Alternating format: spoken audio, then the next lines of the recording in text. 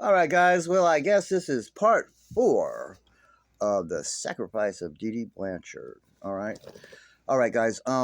First, first, please like, subscribe, and share. Let's please get this around. Right, not for me, but for the truth. All right.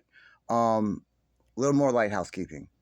There are sprinklings, and I'm getting these videos, and I'm getting people saying these things in comments quite a lot. They're being placed in my comments strategically, and in my opinion, and they're saying this: Aurora has microdeletion, and that is why Gypsy has hidden her from the public and doesn't even talk about her, because she's got some pretty bad things going with it.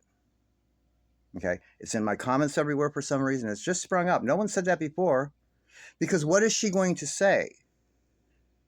They tested her and she came out big dramatic saying, "Oh, Ken and I are happy to report that our lovely Aurora does not have the microdeletion." And didn't she even show us the report? Okay, they don't make mistakes on that, guys. That's saying that there is a gene or two missing on the first chromosomal plate on those two sets on one string of it. And then since mitotic division copies it exactly over and over and over, that means every cell in her fucking body has that one little thing missing.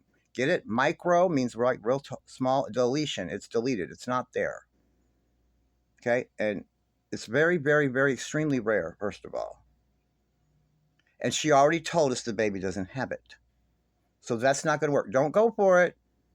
And don't go for it if she starts crying and goes, "I know I lied and told you first that she didn't have it when she really did have it because I was embarrassed and ashamed." And she's already at a disadvantage being my daughter. Okay, we'll have to rehash that too. We already know. So don't let her do it. Don't let the motherfucker do it. All right, let's talk about Ken. I'm Ken, not Ken. Nick. Ooh, Freudian slip. All right, the men of Gypsy Rose. All right, let's talk about Nick's role in all this, okay? I told you he's a scapegoat, also in the ritual.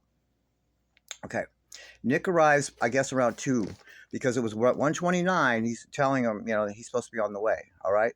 Now, they've cleaned up as much as they can. They got her in there. They got it dimly lit. Remember, they made a recording of her when they were doing this, and this is very important. This comes into play.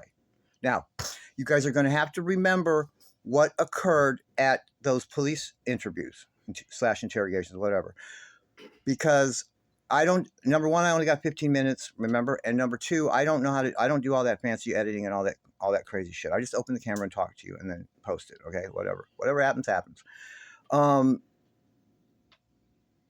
Or I would edit in the small excerpts of the interrogation saying it, and then I would come back and do the commentary and all that shit, like Nina and all those people that are good at this shit, Toddy and all them, Becca Scoops, the ones that are good at this type of shit. God, if I had one of them here to help me, oh my God, it'd be glorious. But I could learn it, but I'm not going to sit down and do all that shit.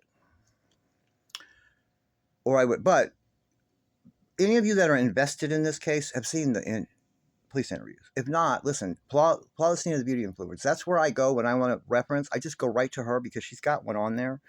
It's kind of far back, I think, but where it's both of them right in a row.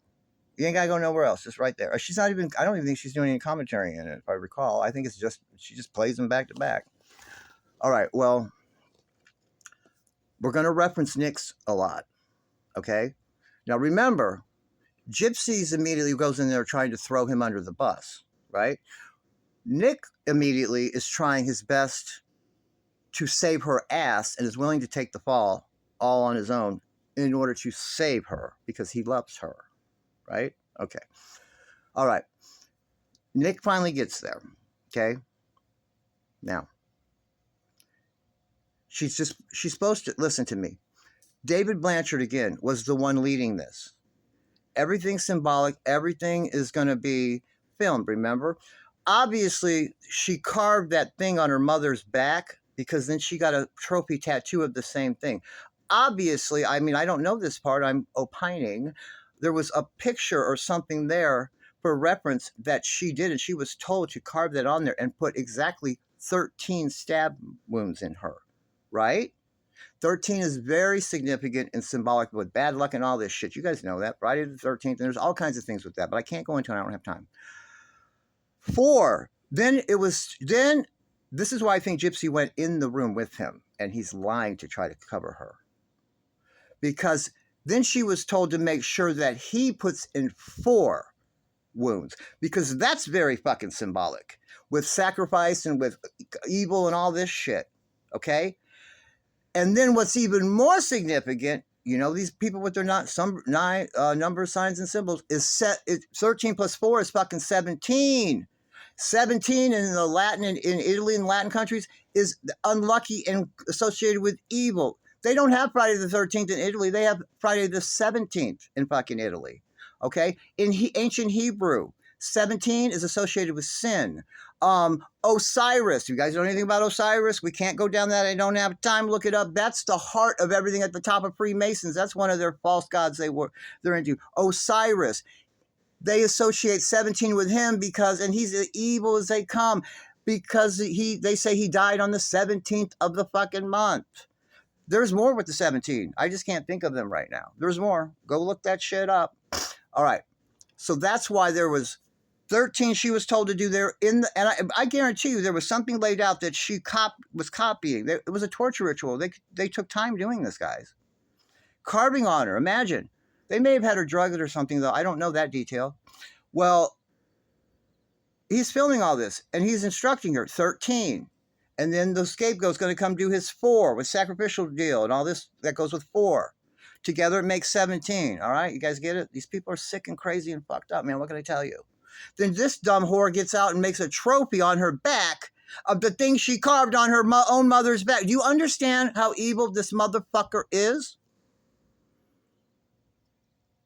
Okay? And now she's about to take her boyfriend and trick him and throw him under the bus. Here's how. Okay? Number one, the one thing I think Nick lied about is either he went in there alone at first and then she came in to help him, because she was supposed to get him 4 stabs and get him the fuck out of there and make him think he killed her. Just in case the real final plan doesn't work. And it's a good thing they did that, because she failed with the real final plan, and they should have never put in her head. They should have never that's where they fucked up. They told her, we have to do this first, just in case you're not able to kill him in the end. And they put in her fucking head, well, they have a backup plan. It's okay, I guess, if I don't kill him. Sorry, excuse me. They should have never, ever done that. I know that sounds horrible and crazy, but they should have never done that. Okay. Okay. So here we go. Nick arrives.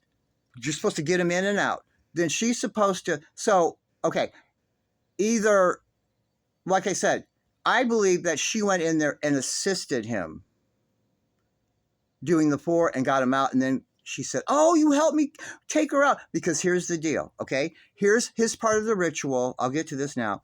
And why he thinks this. She said, this is a binding ritual. We killed our mother together, and taking her soul into the afterlife has bound you and I together spiritually, like a wedding in the afterworld, in heaven and all this shit, she told him, by taking my mother's life and sacrificing her. Because you helped me and gave me freedom and released me from my mother. And you just also, this was a binding ritual. You bound us two in heaven in the afterlife. This is what this bitch told him to get him to do this, as evidenced by the text message that we've seen recovered to his friend Lori, where he's saying, oh my God, I've got to do these things that defy nature, and I can't stand it. I hate what I have to do, but I'll do it if I have to keep her. This is what this crazy bitch told him. You want to be with me, you want to stay with me, we're going to have to do this. I'm not the type of girl that's going to be with someone and all this that's not married. This is how twisted, manipulated this whore is to this autistic boy. Okay? Man, I'm sorry. Oh, we're bound. So this is why I can't recall this part. If someone can refresh my memory in the comments, or maybe I'm crazy. Did not Nick at some point make a statement from prison or an interview or some shit where he was bent when he heard that she got married to Ryan? Because, whoa, hold up. Whoa. We're supposed to be bound together, married together forever, and bound in the afterlife and in God's eyes in this shit because we sacrificed her mother. Whoa, hold up. This is what this whore told him. And he believes this to this day. Okay, so, oh my God, where am I at? All right, so He thinks now that this is the deal. So she gets him out of the bedroom as quick as possible. Dee Dee was long gone before he got there. Probably at least an hour or two, I'm sure. Get him in and out. Now, what he heard from, here's the key part, guys. And pay attention. Because this is important. Nick says when he walked in, she looked at him and said, "Who are you?" Remember? No, she didn't. That was a recording. That's when she saw Ace Bannister in a mask. They were joking and saying about it, about how they got this recording. She didn't know who he was in the mask. That's when she said, "Who are you?" Way earlier when they recorded to trick him. Let me tell you something. Who are you? She liked Nick. Plenty of interviews. She loved Nick. She was glad. Finally, she was with some timid little boyfriend that really loved her and wasn't trying to use and abuse her like all these other old men that were passing around like a piece of fucking meat. And I posted an article with a video. Someone took it down or banned my whole account. I don't know. It's somewhere where there was an article just prior to her murder where she said verbatim, Gypsy's dating a man named Nick. And I believe she said go to John too. Don't quote me on that. And she said this. And they're so much in love. And it's lovely to see. Verbatim, that's the verbiage she used, fucking lovely. She knew Nick damn well. I've got more than 3 people that said she invited Nick, because he lives so far away in Wisconsin, could come and stay for a long weekend or even maybe a little longer at their home as long as he slept in the guest bedroom. She says, I'm not having unmarried people like that together under my roof, sleeping together. That's not happening. And there are a lot of people like that. There's nothing wrong with that. There's lots of people like that. She knew what they would be doing behind her and all this, but she's not but you're not going to wake up in the morning and then I see my kid in bed with some dude. That's not happening in my home. They're not married. So she knew exactly who he was. So that takes care of that. All right. Now, the yelling out, Gypsy, don't hurt. Gypsy wasn't even in the room, I thought. Right? That was the recording they played to trick him. This shit with her moving, he either was imagining that or, because I don't know how they played the recording. I'm going to have to get to some more of this in the next video. My time's running out. I don't know if she was in the other room and had a mechanism to play it from the other room. I don't know if they had Bluetooth or any of that shit back then, or just there was a speaker in the room and she could play it from there. I don't know. But they played that so he would think she was still alive and that he took her out. That he's the one that took her out. You understand that? That's important. Okay? So they play this stupid recording for her, so he thinks it's her. Right? Now, I don't know if either she played it from another room or if one of those dudes were still in that room. I don't know how the layout of the room. Was he in a closet? Was he on the side of the bed? Because I know she just took him in there on one side and said, just do the deed and get done. I don't know. Did maybe someone tug and move her a little bit at first just to make him think? I don't know. But you guys, the police asked him and he said he was on her back and he was stabbing her. And she said, well, did he move her? No, she didn't move or struggle at all. Go watch the police interview, guys. Everything I'm telling you is the truth, you guys. Listen to me.